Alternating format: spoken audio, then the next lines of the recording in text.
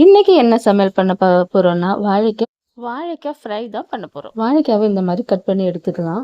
நான் வந்து நைஸா கட் பண்ணி எடுத்துருக்கிறேன். ஆனா திக்காவும் கட் பண்ணி எடுத்தாலும் நல்லா இருக்கும். ரொம்ப திக்கா இல்லாம ஓரளவுக்கு மீடியம் திக்கா எடுத்தாலும் நல்லா இருக்கும். இதுல வந்து நம்ம இப்போ வந்து என்ன மசாலா சேர்க்க போறோம்னா எதுவுமே கிடையாதுங்க. உப்பு உப்பு சேர்த்தாச்சு. அடுத்தது வந்து மஞ்சத்தூள், அடுத்தது வந்து மிளகாத்தூள். மிளகாத்தூளுங்கிறத விட நான் வந்து குழம்பு தூள் ஆட் பண்ணியிருக்கிறேன். மிளகாத்தூள் ஆட் பண்ணுறவங்க ஆட் பண்ணிக்கலாம். ஆனால் நான் வந்து நம்ம குழம்புக்கு அரைச்சி வச்சுருக்கோம் இல்லையா, அந்த தூளை வந்து மிக்ஸ் பண்ணியிருக்கிறேன். அது கூட கொஞ்சம் தண்ணி சேர்த்து நல்லா பிசைஞ்சு நல்லா வச்சுக்கலாம். அந்த மசாலாலாம் ஃபுல்லாக வந்து அதில் காயில் வந்து நல்லா படுற மாதிரி நல்லா பிசைஞ்சு எடுத்துக்கலாம். நான் வந்து டைரெக்டாகவே அந்த காயை போட்டு அது மேலே வந்து மஞ்சள், குழம்பு தூள்லாம் போட்டு பிசைஞ்சிட்டேன்.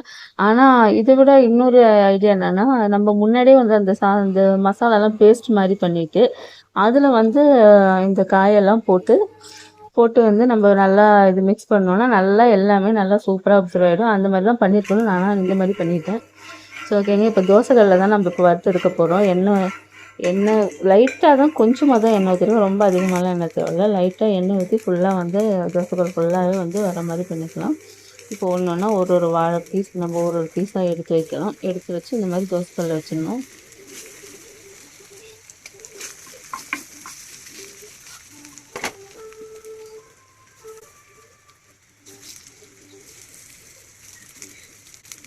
இந்த மாதிரி ஃபுல்லாகவே வச்சதுக்கப்புறம் வந்து ஒரு 2-3 மினிட்ஸ் கழிச்சதுக்கப்புறம் லைட்டாக ஆயிலை வந்து மேலே விட்டுட்டு இந்த மாதிரி கீழே நல்லா வந்து ஃப்ரை ஆனதுக்கப்புறம் அந்த மாதிரி பரட்டி போட்டு திரும்ப அந்த சைடையும் ஃப்ரை பண்ணி பாருங்க நல்லா ஃப்ரை ஆயிடுச்சு. எடுத்து வச்சுக்கலாம். நம்ம வாழைக்காய் ஃப்ரை ரெடி ஆயிடுச்சு.